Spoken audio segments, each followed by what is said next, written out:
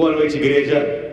Boa noite, banda. Obrigado por terem nos conduzido também nesse momento, até agora, em adoração ao Senhor nosso Deus. Eu quero primeiro pedir desculpas aos irmãos, porque nós estamos fazendo uns ajustes no nosso som. Inclusive eu quero aproveitar esse momento, a nossa equipe ali poder dar uma ajustada aí no microfone, ver se você está recebendo bem, nem muito alto, nem muito baixo, o suficiente, agradável, para que nós possamos compartilhar juntos aí a palavra do Senhor, né? Nós temos uma mudança aqui na frente, como os irmãos viram, e a falta das cortinas, ou melhor, a ausência das cortinas, faz com que o som reverbere um pouco mais. Então fica mais difícil de fazer os ajustes, né? Nós estamos sonhando aí, temos uma possibilidade, um planejamento para adquirir um tratamento acústico, uma espécie de tratamento acústico aqui. O irmão Darcílio tem conduzido essa discussão para que nós possamos aí ter esse momento de culto ainda mais agradável. Mas eu acho que está ok, né? Acho que agora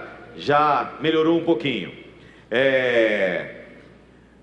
Quantos irmãos estão esperando aí o resultado do Enem essa semana? Levanta a mão aí para eu ver. Quantos irmãos fizeram o Enem e estão esperando? Olha, tem alguns irmãos aí ansiosos, né? Aflitos. Eu já nem sei mais, as notícias são tão rápidas que eu já nem sei mais se está valendo ou não está valendo para hoje.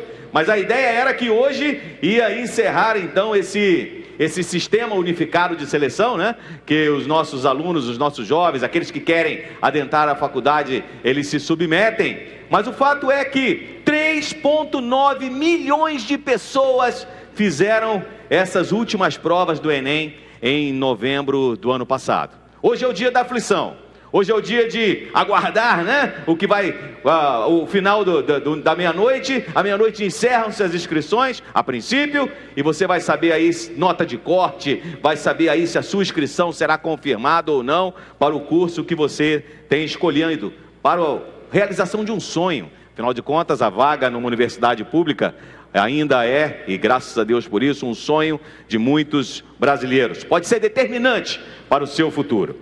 Sem dúvida alguma, é claro que escolher uma profissão é uma decisão extremamente importante, das mais importantes que nós tomamos ao longo da vida. O ano de 2020 está só começando, mas eu tenho certeza que também nós que não fizemos o Enem, já tomamos decisões importantes durante esse mês de janeiro, e muitas outras escolhas ainda estão pela frente.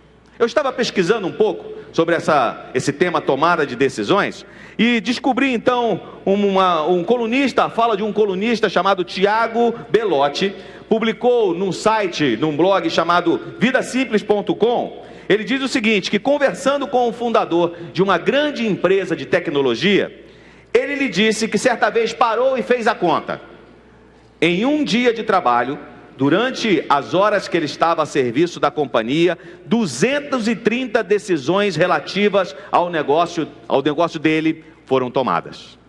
Pesquisando um pouco mais, um estudo da Cornell University, no estado americano de Nova York, aponta que só em relação à alimentação, o que nós comemos, são cerca de 226 escolhas, 226 decisões. Diferentes fontes da internet concordam com o mesmo número relativo ao total de decisões que um adulto toma por dia: 35 mil decisões. Ufa! Exatamente isso. O tempo todo nós estamos tomando decisões. Algumas são muito simples, como por exemplo, que roupa eu vou usar hoje para estar aqui junto com os irmãos adorando ao Senhor nosso Deus? Onde eu vou estacionar o meu carro? Vou usar o estacionamento aqui atrás? Vou usar a rua lateral, porque aqui à frente eu não uso, porque é separado para os visitantes, né? Então assim, são escolhas simples que têm poucas implicações, mas outras decisões têm consequências muito sérias, tanto a curto prazo como a médio e longo prazo. Por exemplo, decisões erradas quanto à alimentação e ao condicionamento físico tem levado muita gente para o hospital. Escolhas erradas no campo da moral e dos bons costumes da sociedade têm levado muita gente às barras dos tribunais e muitas vezes logo depois à cadeia. Decisões erradas quanto ao casamento têm levado muitos casais à infelicidade. E esses são só alguns exemplos de importantes decisões que precisamos tomar. Isso tudo é muito sério. Então, o que é que nós, enquanto servos do Senhor Jesus, pessoas que estamos procurando estreitar cada vez mais o nosso relacionamento com Deus, o que nós devemos saber para fazer as escolhas certas? Como eu posso saber que uma porta que está se abrindo diante de mim é uma oportunidade, é uma bênção, ou é uma cilada, ou é uma armadilha?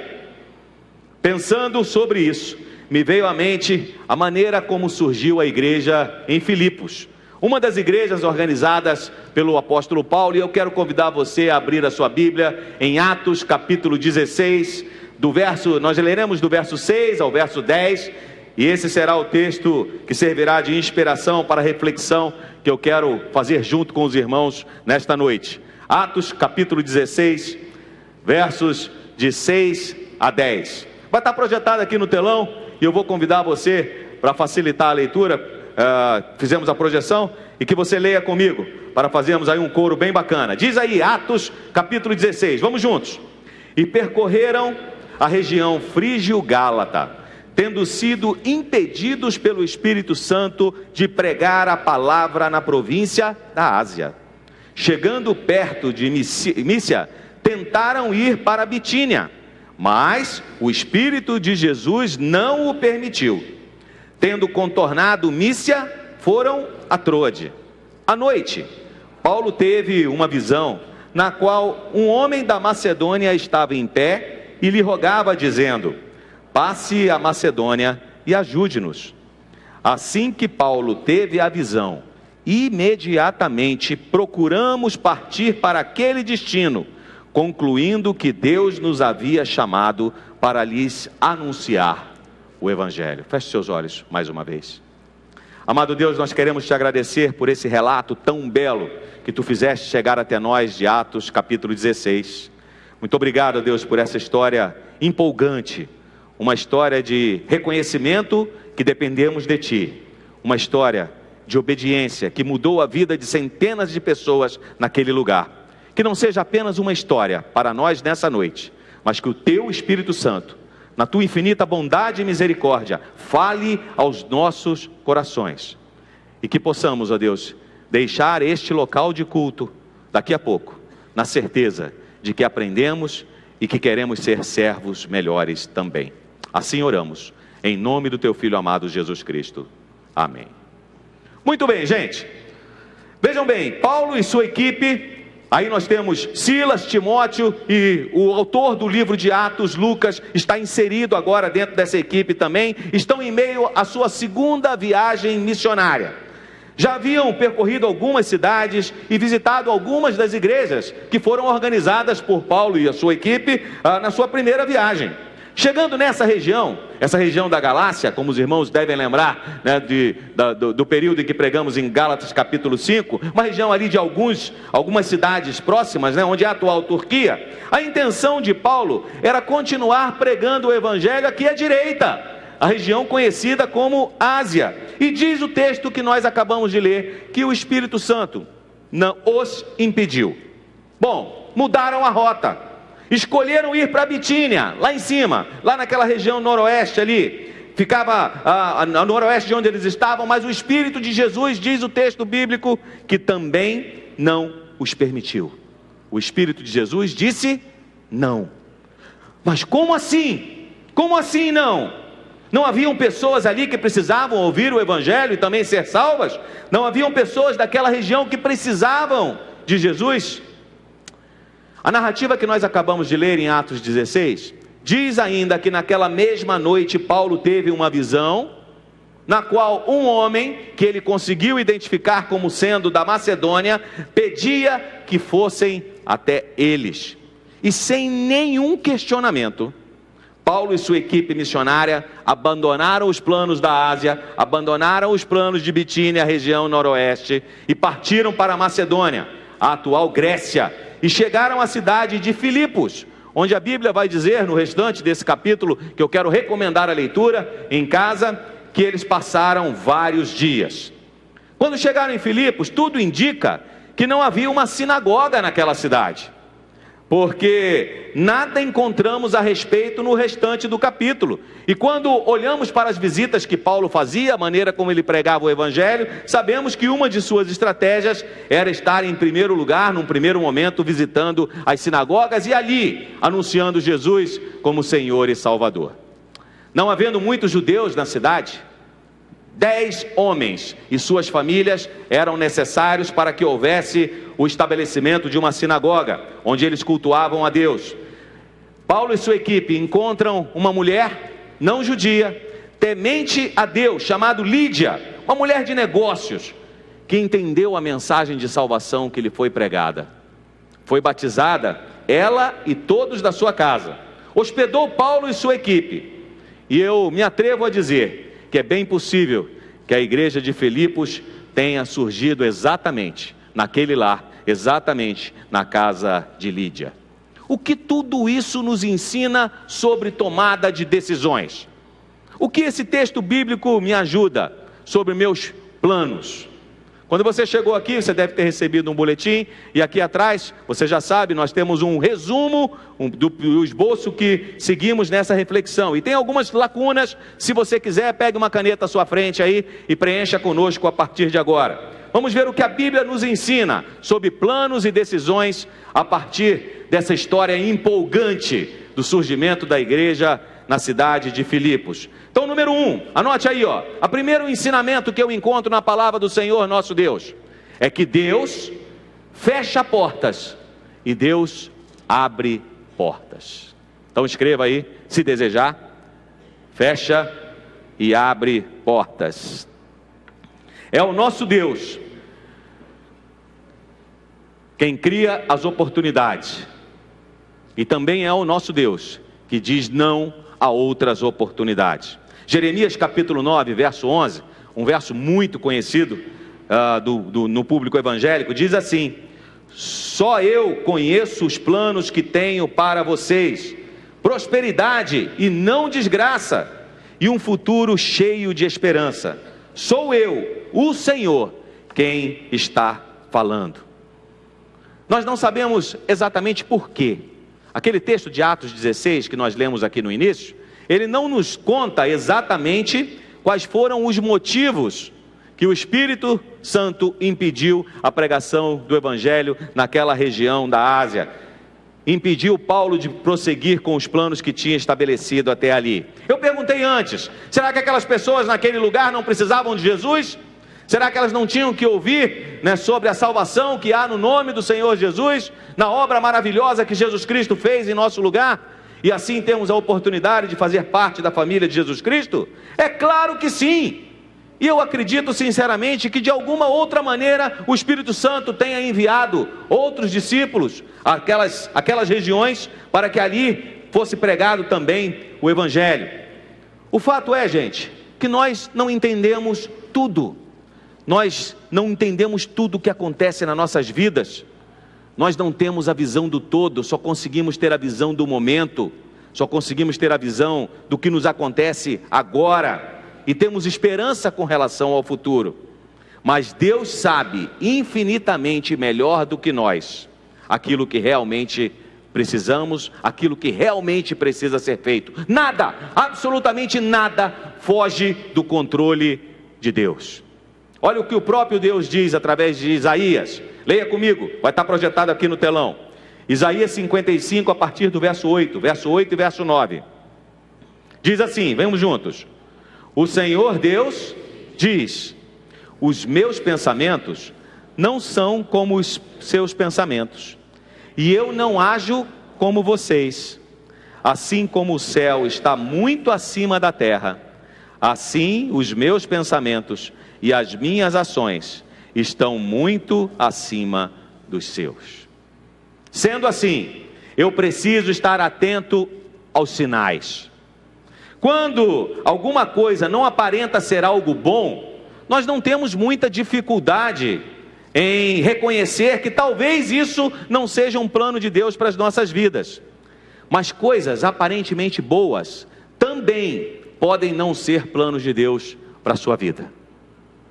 Eu vou me permitir compartilhar com os irmãos uma experiência pessoal que eu vivi no final do ano de 2018, início do ano de 2019. Peço licença a vocês para contar esse acontecimento comigo, essa experiência que eu tive com o Senhor.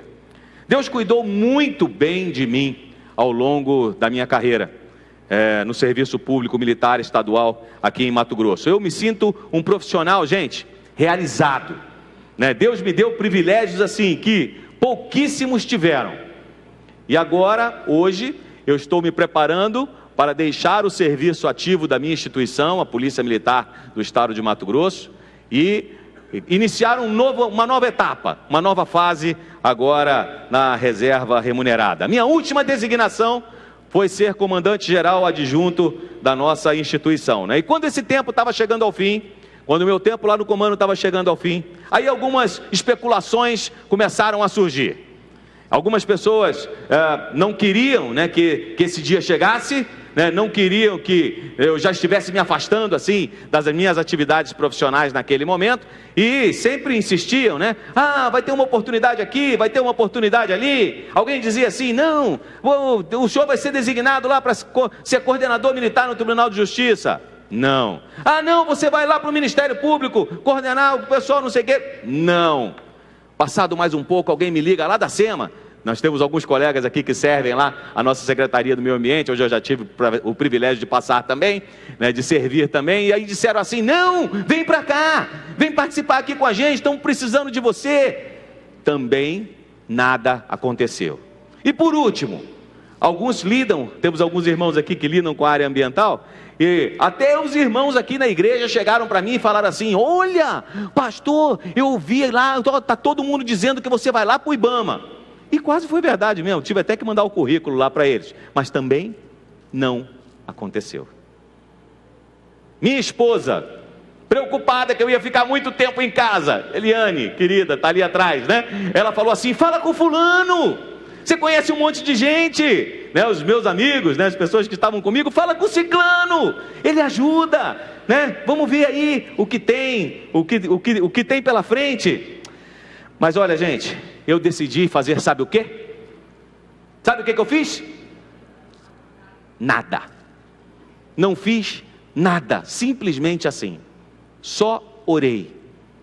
E nem orei muito, sabe por quê? Né? Pastor Carlos vai lembrar disso, né? Eu tinha certeza absoluta que não eram portas que o nosso Deus estava abrindo. Tinha certeza absoluta que cada negativa dessa que eu recebia, né, tanto é que não me machucavam, tanto é que não me frustraram, né, como eu disse, a minha sensação de realização é muito grande e a minha gratidão ao Senhor, mas a cada oportunidade, a cada não, eu louvava a Deus, porque eu sabia que o Senhor estava cuidando de mim.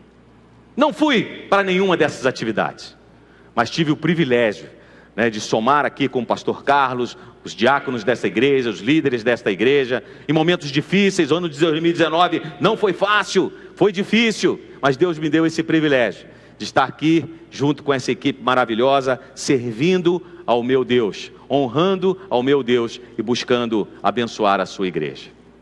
Então, gente, o que teria acontecido se eu tivesse insistido?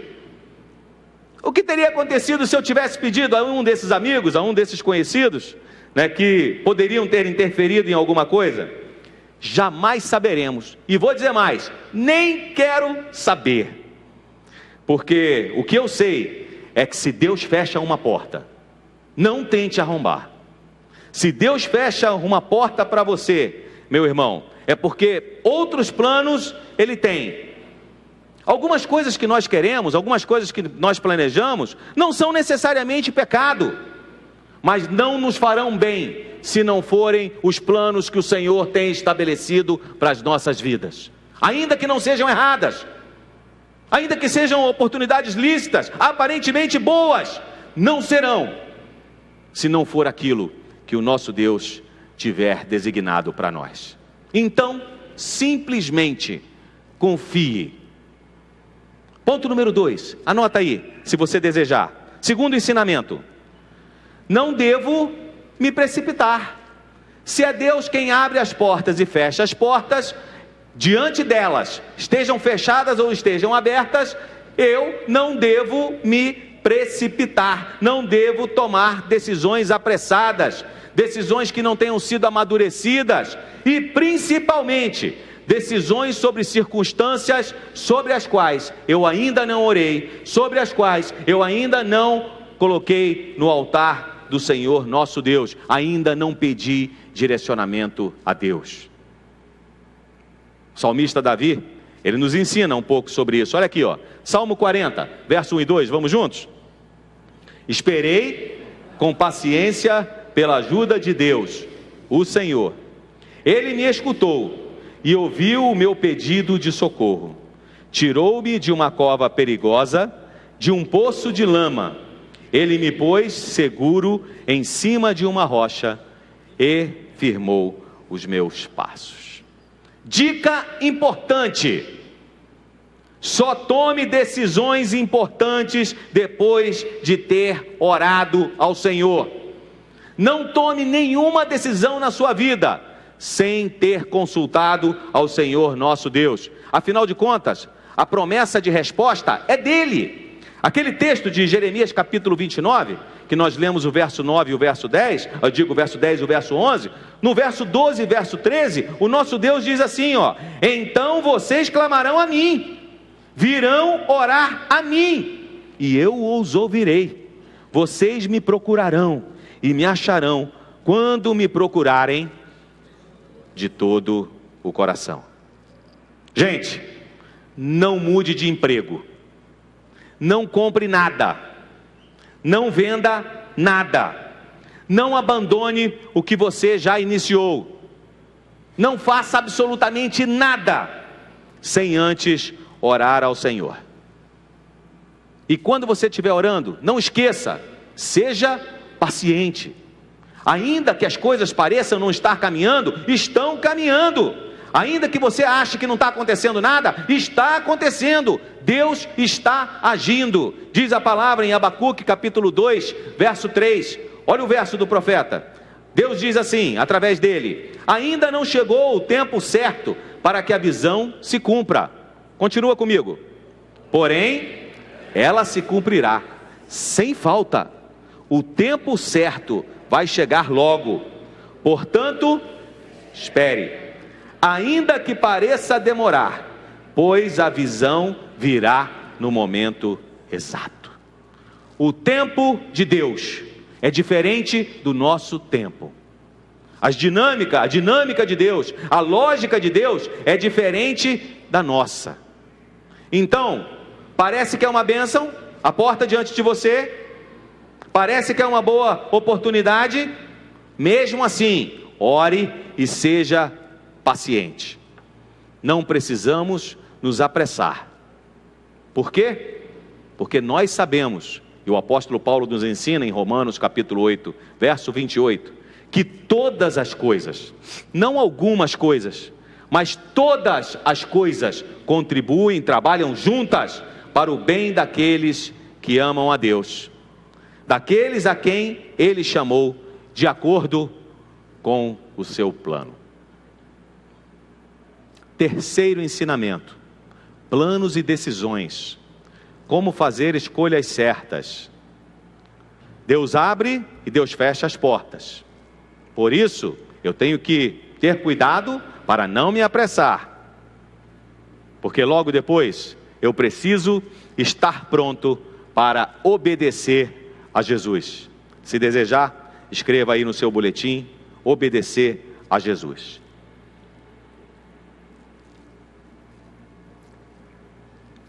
Depois de ter deixado a igreja em Filipos, não há registro de que Paulo tenha retornado à cidade. Mas sempre que havia um motivo específico, sempre que havia algo a ser tratado, mesmo não podendo estar presente, o que Paulo fazia? Paulo escrevia as cartas para consolar, corrigir comportamentos, dar instruções, entre outras coisas, Então, vejam aqui o que acontece exatamente com a igreja de Filipos. Paulo escreve uma carta a essa igreja. Foi depois de algum tempo, e no versículo 1, versículo 2 do capítulo 1, logo no início da carta, tem algo que me chama muito a atenção. Olha o que diz a palavra de Deus. Paulo e Timóteo, servos de Cristo Jesus, a todos os santos em Cristo Jesus que estão em Filipos, com os bispos e diáconos, a vocês graça e paz, da parte do nosso Deus, nosso Pai e do Senhor Jesus Cristo. Vamos de novo o iniciozinho, lê comigo, só o primeiro versículo. Paulo e Timóteo, servos de Cristo Jesus. Servos de Cristo Jesus. Essa é uma das poucas cartas, se não a única, em que o apóstolo Paulo não se apresenta como apóstolo para os santos daquela igreja. A autoridade pastoral de Paulo, pastor Carlos, não era questionada lá na igreja de Filipos, e ele nem precisava lembrar que ele servia ao Deus vivo, que ele então era apóstolo designado para pregar o evangelho àquelas pessoas.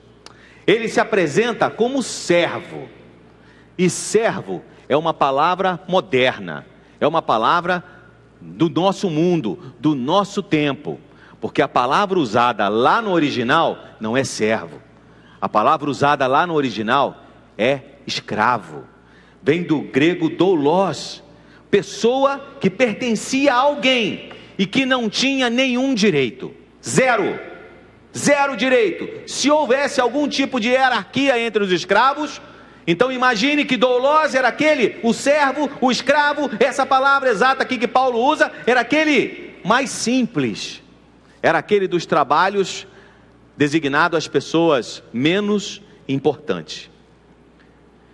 E é claro, eu vou concordar com você, escravidão é mesmo uma condição desprezível no mundo moderno, desde que o seu mestre seja outro, que não o Senhor Jesus Cristo. É só em Jesus Cristo, e a Bíblia nos mostra isso, de Gênesis a Apocalipse, que nós somos verdadeiramente livres. E faça um alerta: se Jesus Cristo ainda não é Senhor da sua vida, alguém é. Olha o que Paulo ensina, Romanos capítulo 6, verso 16, lê comigo aqui, está projetado aqui no telão. Olha o que diz a palavra: não sabem que, quando vocês se oferecem a alguém para lhe obedecer como escravos, tornam-se escravos daquele a quem obedecem? Escravos do pecado que leva à morte, ou da desobediência que leva à justiça. Se o Senhor Jesus não é o seu Senhor, então a quem você está servindo? Talvez você esteja servindo a você mesmo. Essa contemporaneidade, né? Essa modernidade que nós estamos vivendo hoje, ela nos tenta enganar. Ela diz assim que o importante é ser feliz. Ela diz assim que não importam consequências, que você tem direitos. Então, quem sabe, você está ocupando o trono no seu coração, seus desejos, seus hábitos compulsivos, ou pior ainda, será que você concorda com tudo que o inimigo sopra no seu ouvido? Porque ele faz isso também. Lembre-se que a intenção dele é roubar, matar e destruir, enquanto o nosso Senhor Jesus veio para que tivéssemos vida, e não uma vida qualquer, mas uma vida abundante. Quando Paulo percebeu que Jesus não permitiu que os seus planos fossem adiante, ele não se precipitou, ele não tentou sair por aí arrombando as portas, mas ele esperou outras instruções do Senhor.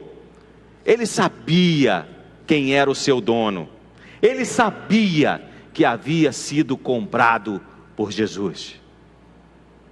1 Pedro, capítulo 1, verso 18 e 19, a Bíblia diz assim: pois vocês sabem que não foi por meio de coisas perecíveis, como prata ou ouro, que vocês foram redimidos da sua maneira vazia de viver, transmitida por seus antepassados, mas pelo precioso sangue de Cristo, como de um cordeiro sem mancha e sem defeito. Nós fomos comprados, e o preço não foi barato.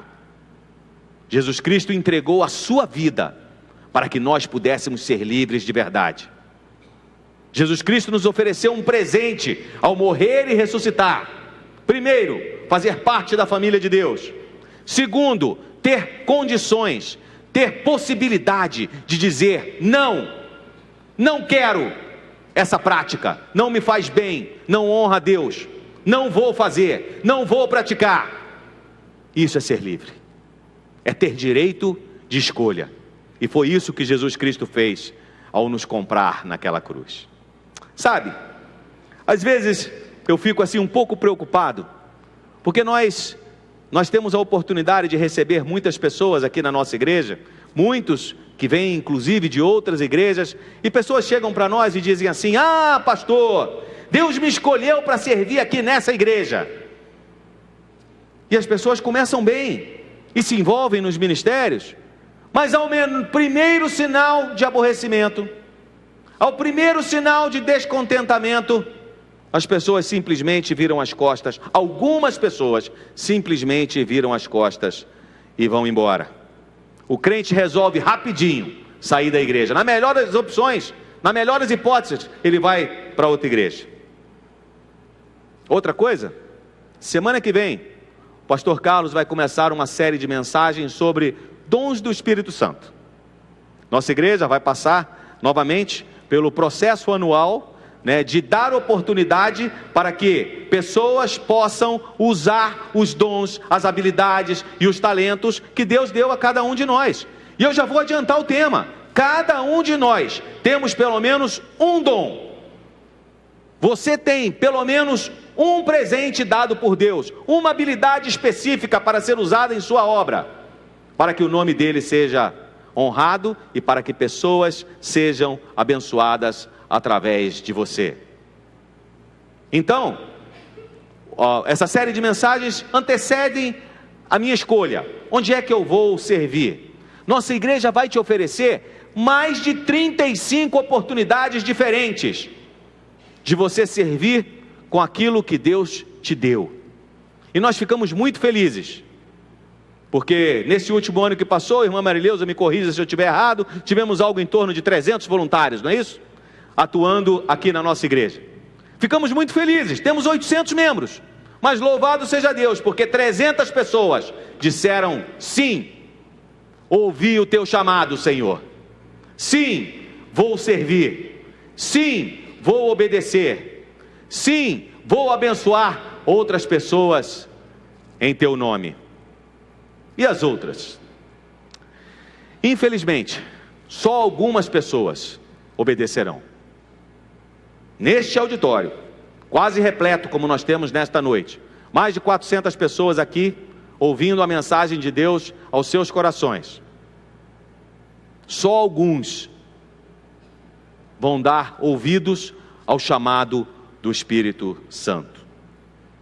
E vão escolher em qual equipe querem servir de acordo com o seu dom, de acordo com a sua habilidade. Música, fotografia, acolhimento, pessoal que aperta a mão lá na porta, dá um abraço, tem muita coisa para fazer. Vídeo, montagem de noticiários, muita coisa, muito lugar para servir.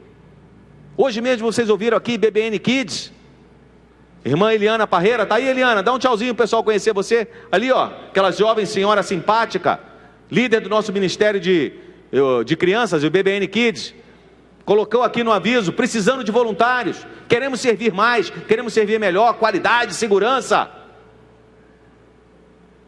Mas precisamos ouvir e obedecer o que o Espírito Santo fala aos nossos corações. Quando isso não acontece, parece que eu estou vendo Jesus repetindo para a nossa igreja o que ele disse para outras pessoas lá na Palestina, nos tempos do seu ministério. Lucas capítulo 6, verso 46. Jesus disse assim, repita comigo: porque vocês me chamam Senhor, Senhor, e não fazem o que eu digo. Quando Jesus é Senhor, os seus discípulos obedecem. Jesus tinha muitos seguidores, pessoas que gostavam dos seus discursos, gostavam das suas pregações, concordavam com os seus ensinamentos, mas que não estavam dispostas a obedecê-lo.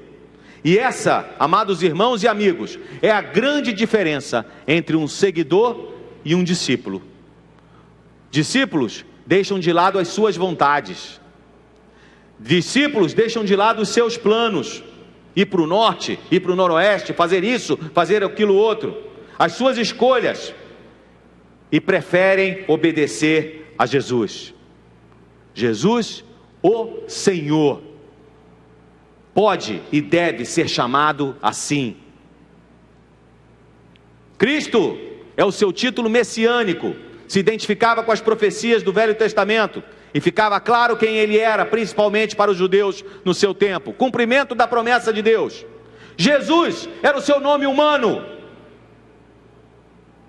como as pessoas o chamavam, mas Senhor é o nome diante de qual todos os joelhos vão se dobrar, é o nome mas Senhor é o nome que o diabo e os seus anjos tremem, porque ele venceu a morte, morreu e ressuscitou, para que nós pudéssemos receber de graça esse presente, nos tornarmos seus servos.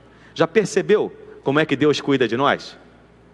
Tu já percebeu como é que Deus é bom? Cantamos aqui, né, Diogo? Cantamos aqui ainda agora, né? Já percebeu como é que Deus é bom? Olha para a sua vida, olha como é que Deus tem cuidado de você. Vale a pena ou não vale depender integralmente do Senhor Jesus, sermos seus escravos? A igreja primitiva não tinha problema com relação a isso, eles entendiam muito bem. Cristianismo não é religião, cristianismo não é igreja, cristianismo é relacionamento com Jesus. Vale a pena ouvir e obedecer. Todos nós que estamos aqui hoje à noite, temos uma missão, um propósito específico de Deus para as nossas vidas. E Pedro deixa isso muito claro na carta que ele escreveu, sua primeira carta, capítulo 2, verso 9. Eu vou pedir a você para ler esse último versículo comigo agora. Diz assim: vocês, porém, são geração eleita, sacerdócio real, nação santa, povo exclusivo de Deus, para anunciar as grandezas daquele que o chamou das trevas para a sua maravilhosa luz. É isso, essa é a nossa missão, anunciar as grandezas do nosso Deus, anunciar as grandezas do nosso Deus da minha família, anunciar as grandezas do nosso Deus do meu trabalho, anunciar as grandezas do nosso Deus, servindo a sua igreja, porque Jesus é o meu Senhor. Quem é o seu Senhor? Falando sobre planos e decisões, o que nós aprendemos? Recapitulo com você agora rapidinho. Nós aprendemos que Deus abre e Deus fecha as portas. Portas podem ser bênção ou podem ser maldição. Depende de quem é que está abrindo essa porta diante de você. Não devo me precipitar. Se é Deus quem está agindo, abrindo ou fechando, não devo me precipitar. Tenho que ter paciência, tenho que ter tranquilidade. Deus está agindo ao meu favor, mesmo que eu não consiga perceber exatamente isso nesse momento. E o terceiro importante ensinamento, para você que vai ter tantas decisões importantes para tomar, seja na sua vocação, no seu trabalho, na sua família, seja na sua escolha daqui a alguns dias, servindo conosco aqui a Boas Novas, são importantes escolhas que vão estar pela frente. Então, eu devo lembrar, quando eu não me precipito, eu oro, e depois de orar, a promessa de Deus é que Ele falaria conosco, e aí quando Ele falar, eu preciso estar pronto para obedecer. Eu preciso estar pronto para obedecer a Jesus. Sabe qual é o oposto da obediência? Ou melhor, sabe o que está por trás da desobediência? Orgulho. Brincar de ser Deus. Quando eu tomo decisões na minha mão, quando eu esqueço ou não me preocupo em orar, pedindo direção, pedindo orientação de Deus, eu tomo as rédeas da minha vida nas minhas mãos. E isso é brincar de Deus. O pessoal do Celebrando conhece isso de cor e salteado. E sabe onde é que dá isso no final também? Orgulho. Orgulho. Me parece que alguém foi expulso da presença de Deus. Exatamente por isso. Porque queria ser Deus. Eu vou encerrar essa reflexão de hoje lendo Tiago capítulo 4, verso 6 e verso 7 com você. E a Bíblia diz assim: mas Ele nos dá cada vez mais a sua graça. Por isso diz: Deus resiste aos soberbos, mas dá graça aos humildes. Portanto, sujeitem-se a Deus, resistam ao diabo, e ele fugirá de vocês. Deus não resiste aos mentirosos. Deus não resiste aos adúlteros. Deus não resiste aos ladrões. Deus resiste aos soberbos, porque essas pessoas acham que não precisam de Deus. Essas pessoas não oram antes de tomar decisões. Acham que já sabem o que tem que fazer. Acham que sabem o que é melhor. O que é melhor para ela, o que é melhor para sua família. Enfim, tem as rédeas da sua vida em suas mãos. A Bíblia nos conta um personagem. Não vai dar tempo de eu contar a história dele, mas é muito legal. Se você quiser, anota aí 1 Samuel capítulo 15 para você ler em casa.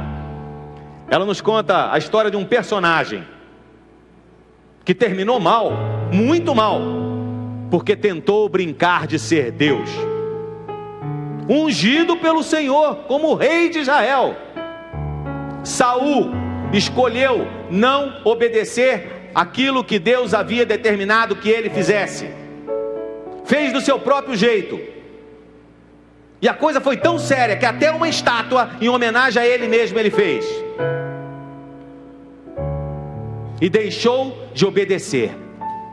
E Deus falou para ele assim: você acha que eu estou preocupado porque você vem à igreja todo domingo? Você acha que eu estou preocupado porque você distribui cestas básicas? Você acha que eu estou preocupado porque você toca bonito? Ou porque você se oferece para pegar?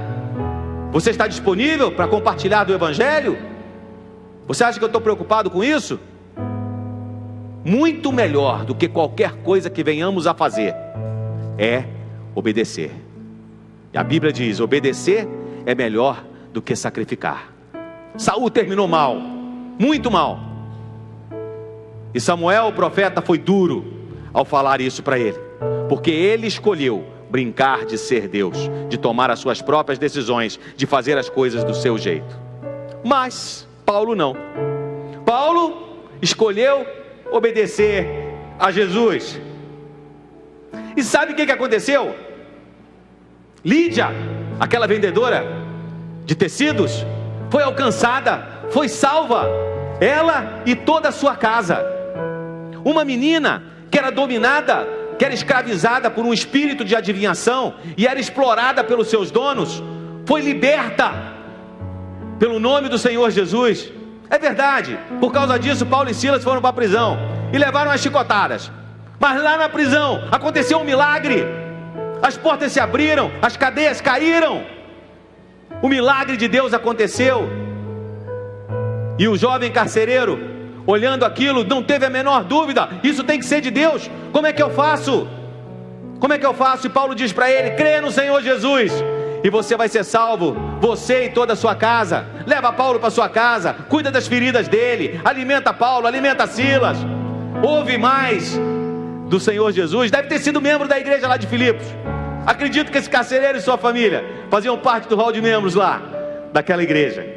Uma igreja amorosa, uma igreja que anunciou Jesus como Salvador, foi estabelecida naquele lugar, porque Paulo obedeceu, tomou a decisão certa.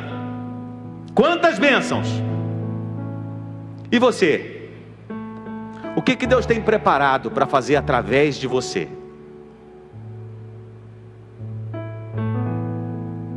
Talvez você já conheça o seu chamado, talvez você já saiba o que fazer, mas quem sabe não tem não tem tido forças para lembrar e praticar que Jesus é Senhor da sua vida. Ou talvez Ele não seja Senhor da sua vida. E eu quero fazer uma pergunta a você nessa noite. Quero pedir que aqueles que têm o Senhor Jesus como Senhor da sua vida, fechem os seus olhos e orem nesse momento.